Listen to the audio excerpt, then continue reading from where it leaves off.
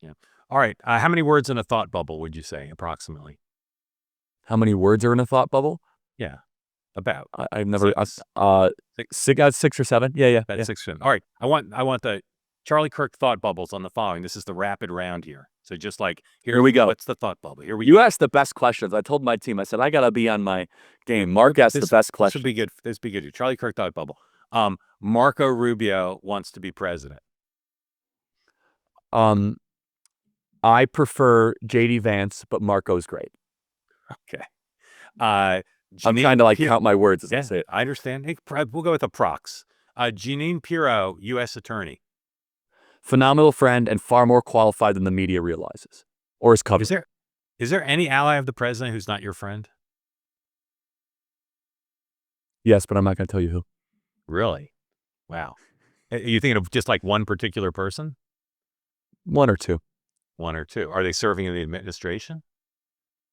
One of them is, yeah. Okay, interesting. We'll have to come back to that next episode. All right, back to the thought bubble. 6 words. The president's team calls and said they want you to spend this weekend at Mar-a-Lago.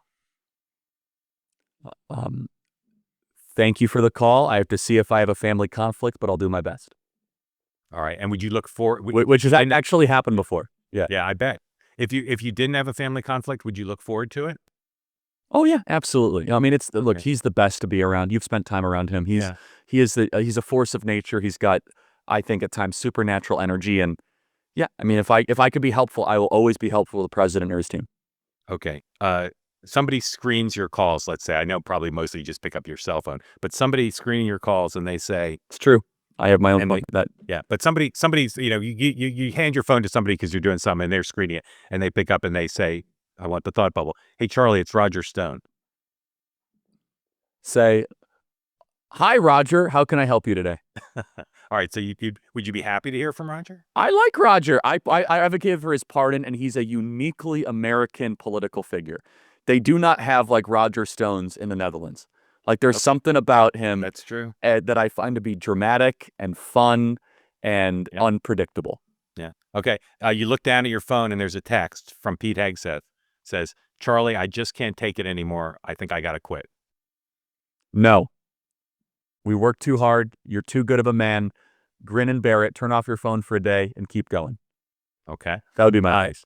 Okay. JD Vance says, hey, Marco and I are going to the Pope's first mass this weekend. Want to come? Thought bubble.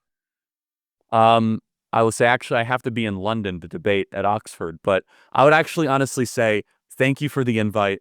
Hope you guys have a great time. I'm not Catholic, but please invite someone who would value it more. And I would value it a lot, but I would feel as if I'd be like stealing a seat from someone where that would be like the coolest thing in their life as kind of a cradle Catholic. I mean that like non-sarcastically. I think that a cradle Catholic would have much more reverence for that, even though I would be floored and honored and I love Catholics, but I think that would be understood. Okay, really you look down at your phone. It's a text, right? It says this. Hey, Charlie, it's Kamala Harris. I got your number. I'm going to be in Phoenix and I would love to get together. I would say, first I'd have to verify that it's actually her number. Okay. Yeah. And I'd say only on camera. That would be your thought bubble? I'd only do it on camera? Correct. Yeah. Why? Yeah. Where she texts back and say, I've heard a lot of great things about you. I want to compare notes and at a private dinner. No way. I would consider her to be disingenuous.